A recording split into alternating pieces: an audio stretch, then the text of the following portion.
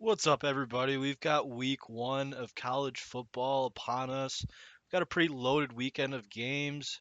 As of the time I'm recording this, Michigan State and Western Michigan are playing right now. There's a pretty solid Penn State and Purdue game yesterday, as well as the West Virginia Pitt game. But I'm going to be taking a look at the Georgia Oregon game first. I'll have a couple videos out later today with the rest of week one's slate for Saturday, as well as a look at Notre Dame and Ohio State for the nightcap of Saturday's primetime games. But getting into the Georgia Oregon game, I'm going to start off by saying it's week one. We don't know what teams are going to be showing up for each side, so it's going to be tough to predict. But as of right now, I'm just going to take a look at the returning starters for both teams and take a look at the coaching changes more so on the Oregon side than the Georgia side, but still worth taking a look at.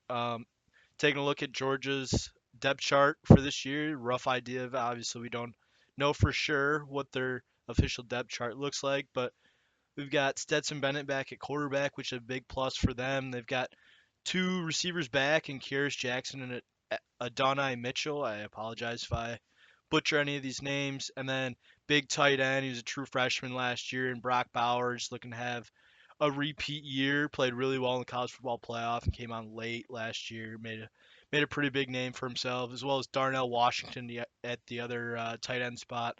And then their entire right side of their lines returning. They've got center Cedric Van Pran returning, Tate Ratledge at right guard, and Warren McClendon at right tackle.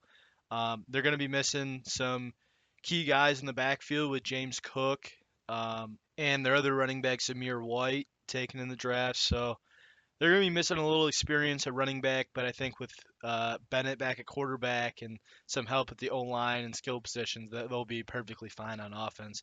However, defensively, they've got pretty much their entire defense is gone from last year. Obviously, they had the high touted, number one defense in the nation. Some were saying that it's the best college defense that college football's ever seen.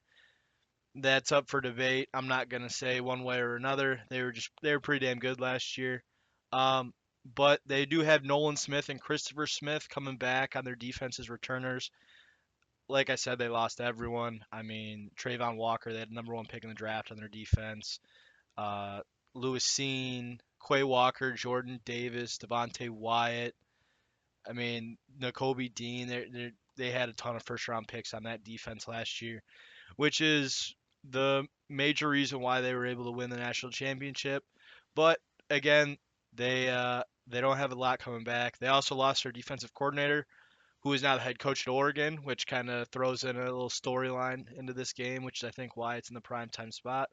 Other than the fact that both these two teams are basically top 10 teams to start the season, so definitely deserving of a prime time spot. But looks like Will Muschamp and Glenn Schumann are going to be co-D coordinators. I know Glenn Schumann helped out Dan Lanning last year with some of the defensive coordinator responsibilities.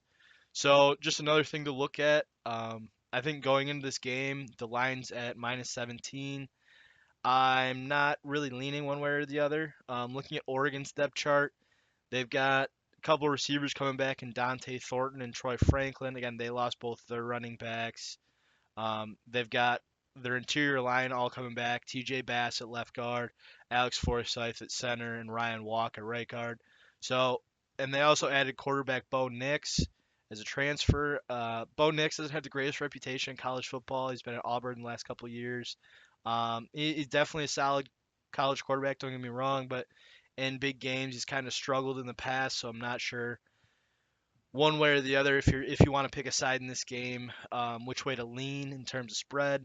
But defensive returners, they've got Keon Ware Hudson, Brandon Dorlus, Noah Sewell at the middle. He's going to be a stud. He'll be a first round pick here in the next year or two, depending on when he decides to leave for the draft. Bennett Williams and Chirkweze Bridges, all coming back in their defense. They are missing guys like Kayvon Thibodeau, who was, top pick in the first round, and Verone McKinley at safety. So they're going to miss some of their production. But again, I think they've got some solid production coming back in their defense. But overall, my pick for this game would be to take the over. I believe it's at 52.5 or 53. Not too sure on that. I just know it's low 50s. Them totally comfortable taking the over.